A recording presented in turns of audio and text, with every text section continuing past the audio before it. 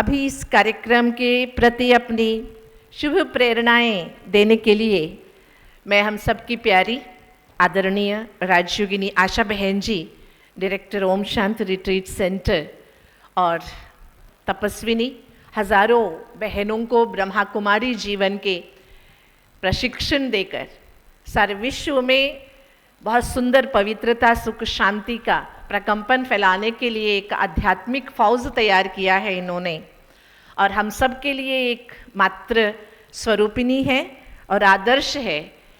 ऐसी आदरणीय राजयोगिनी आशा बहन जी से मैं निवेदन करती हूँ कि आज के इस उद्घाटन सत्र के प्रति अपने अनुभव पूर्ण प्रेरणादायी शुभ प्रेरणाएं हमारे सामने प्रस्तुत करें। आदरणीय आशा दीदी। ओम शांति। आवाज पहुंच रही है? आगे फिर पुनः कहेंगे ओम शांति।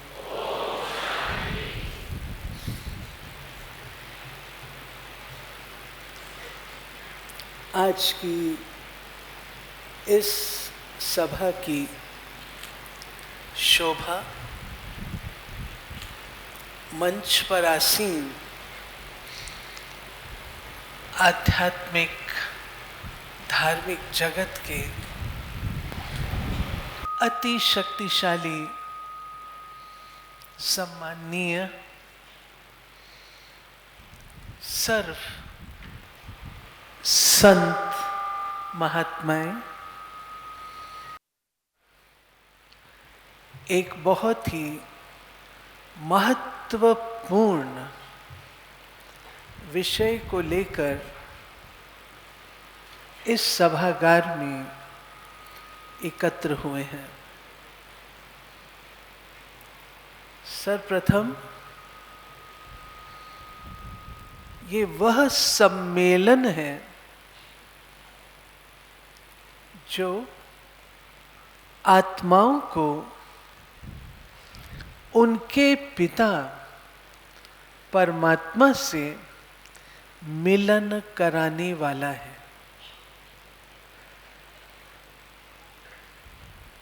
हम सब परमात्मा को मानते हैं, उनके अस्तित्व को मानते हैं, और जितना हमारा जैसा अनुभव है उस अनुसार हम उनको जानते हैं। कई प्रकार की विचारधाराएं परमात्मा के विषय में हमें अवगत है। उनमें से एक जिसे आज के उद्घाटन सत्र में लिया जा रहा है वो है परमात्मा नाम रूप से न्यारे नहीं, परंतु उनका नाम और रूप हम सबसे न्यारा है। सच्चाई की बात यह है कि हम सबके पास एक कंप्लेंट है, मेजॉरिटी के। क्या बहन जी परमात्मा की याद में बैठते हैं, मन एकाग्र नहीं होता? कंप्लेंट है? हाँ जी या ना जी?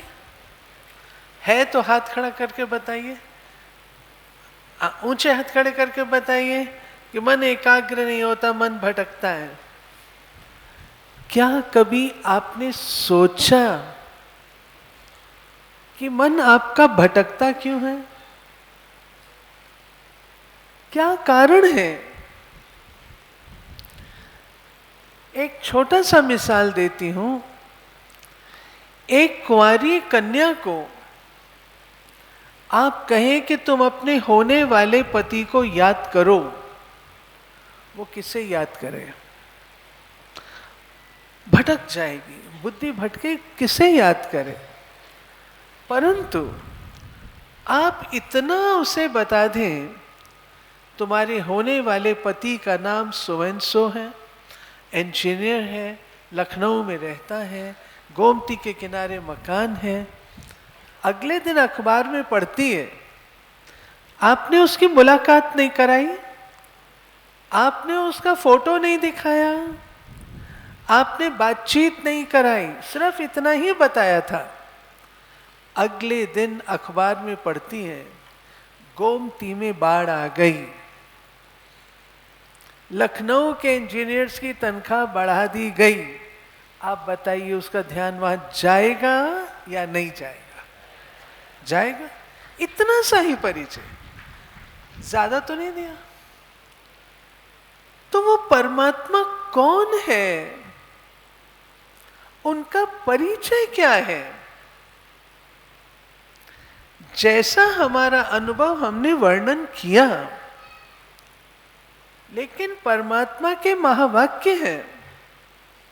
मैं कौन हूं और कैसा हूं, जब स्वयं मैं आता हूं तो सारा भेद बताता हूं।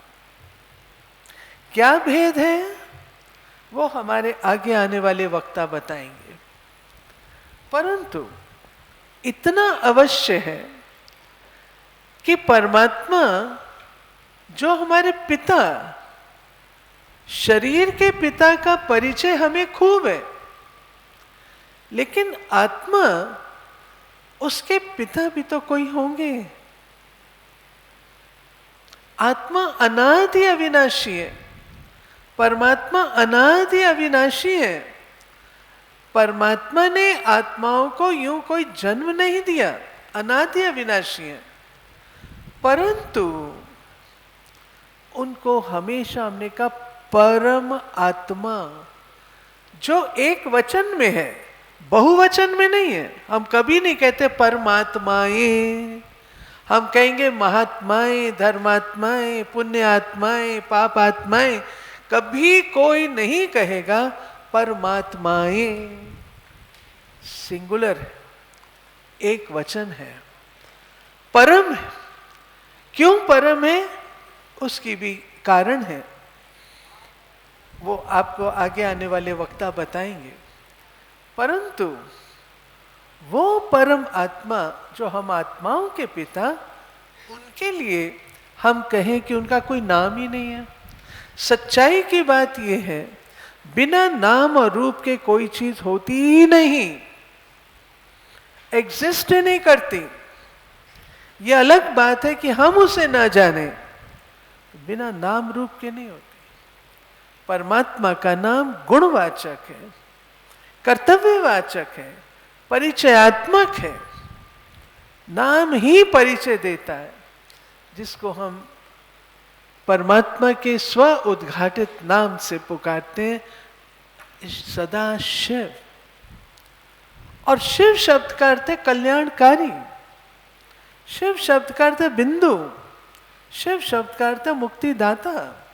मोहनजोदड़ो और हड़प्पा की संस्कृतियों में रिसर्चर्स ने पाया कि जब कभी वे जीरो कहते थे, तब कहते थे शिव, शून्य को शिव कहते थे।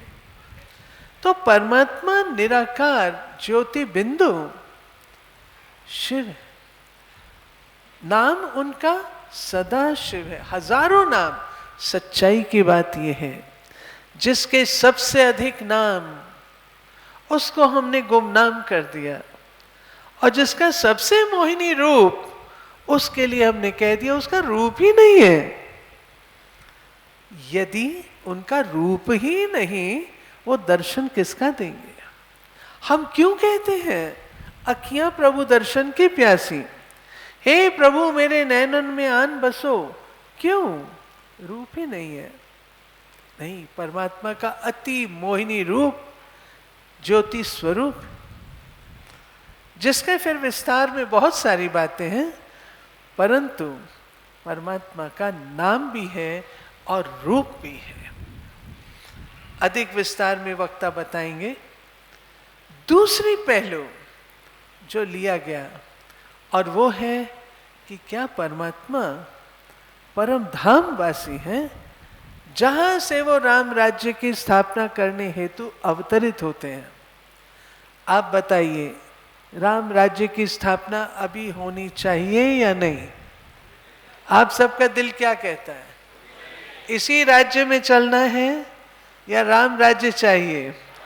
दैहिक दैविक भौतिक तापा राम राज कबहू नहीं व्यापा। आज तो फिजिकल हेल्थ का तो इलाज कर रहे हैं, मेंटल हेल्थ का क्या इलाज है? आज की जो मेंटल हेल्थ का प्रकोप है उसका क्या इलाज है? तब परमात्मा कहते हैं मैं स्वयं आकर के जो तुम बच्चों का मेरे साथ टूटा हुआ संबंध है, वो टूटा हुआ संबंध बच्चे में फिर से जोड़ता हूं। जब संबंध जुटता है तब तो ये दिल कहता है तुम मात पिता हम बालक तेरे, तुम्हारी कृपा से सुख घनेरे, त्वमेव माता च पिता। तब ही तो हम कहते हैं जब हमने उनका वो अनुभव अपने जीवन में पाया। वो संबंध जो टूटा है इस कारण हम भटक गए। वो संबंध पुनर्स्थापित होने पर हमारे जीवन में राम राज्य की वो विशेषताएं, क्योंकि राम राज्य परमात्मा हमारे बिना नहीं करते हैं, हम सबको करना है, मिलकर के स्वयं को बदलना है। ये राम राज्य की स्थापना के निमित्त हम हैं। ये सम्मेलन आपके अंदर वो प्रेरणा उत्पन्न करने के लिए रखा गया है कि परमात्मा अकेले स्वयं नहीं, परमात्मा हम बच्चों को अपना साथी बनाते हैं, आप समान बनाते हैं और हमारे जीवन से काम क्रोध लोभ मोह अहंकार को निष्कासित करते हैं, जीवन के अंदर पवित्रता सुख शांति का समावेश करते हैं, तब राम राज्य आता है। ऐसा राम राज्य बनाने के लिए आप तैयार हैं? तैयार हैं? आप सबको वो फिर जो बातें आपको प्रिय नहीं है वो छोड़नी पड़ेंगी, हाँ छोड़नी पड़ेंगी। तैयार हैं? तैयार हैं। तो परमात्मा कहते बच्चे मैं आता हूं। अगर मैं सर्वव्यापी होता तो कण कण में होता तो राम राज्य सदा ही बना रहता। छोटी सी बात, पिता के आने पर घर में बच्चे व्यवस्थित हो जाते हैं।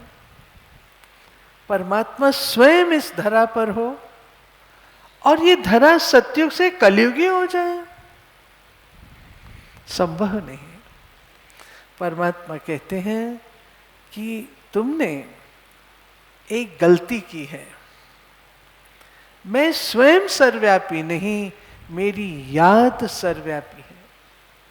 रचना को देख करके रचयिता की याद आती है, घड़े को देख करके कुम्हार की याद आती है, बिल्डिंग को देख करके आर्किटेक्ट की याद आती है। ऐसे विराट सृष्टि रूपी रचना को देख के उस रचयिता चित्रकार की याद आती है।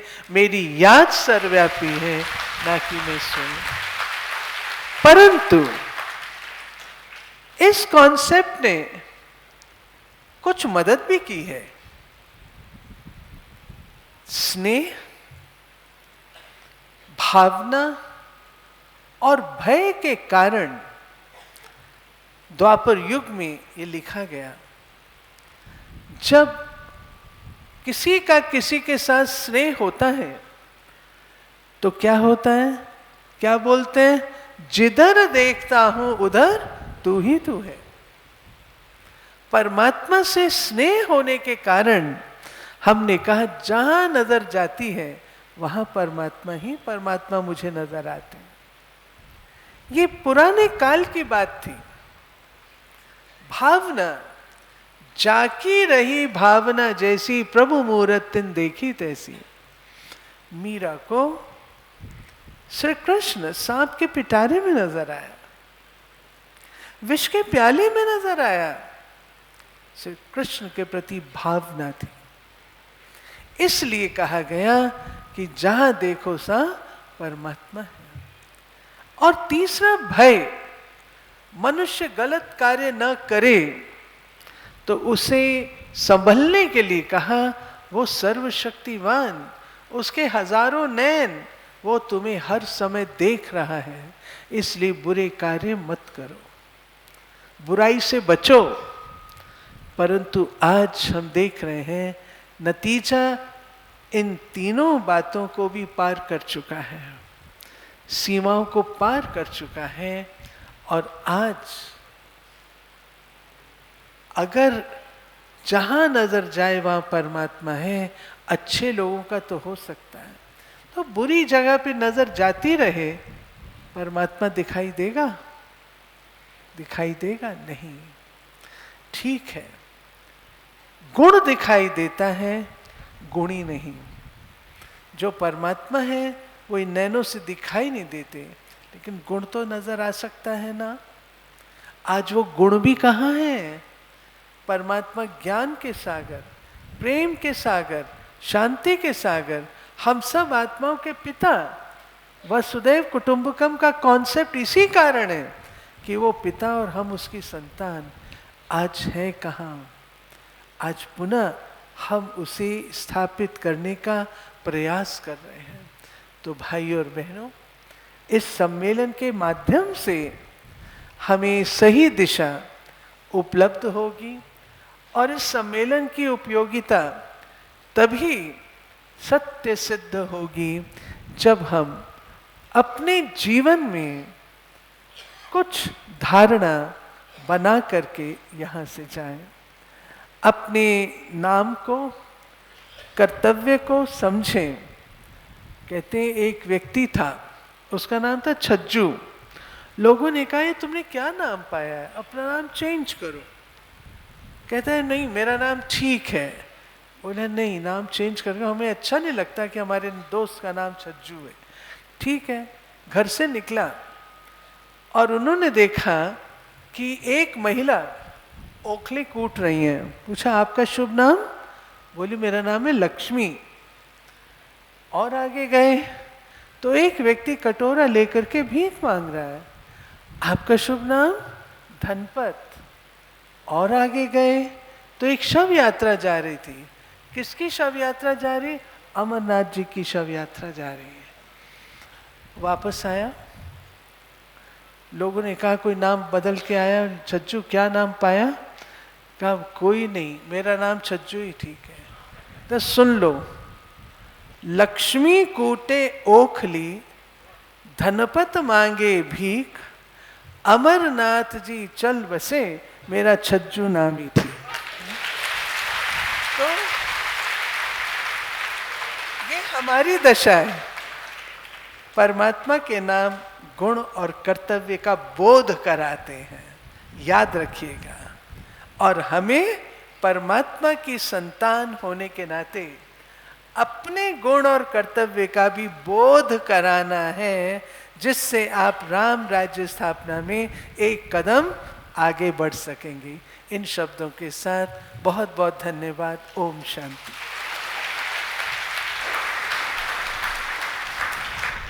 बहुत बहुत धन्यवाद आदरणीय राजयोगिनी आशा दीदी जी। बहुत भावपूर्ण, अर्थपूर्ण शब्दावलियों के द्वारा आध्यात्मिकता का रसदौतन आप करा रहे हैं, उसके लिए आपका बहुत बहुत धन्यवाद।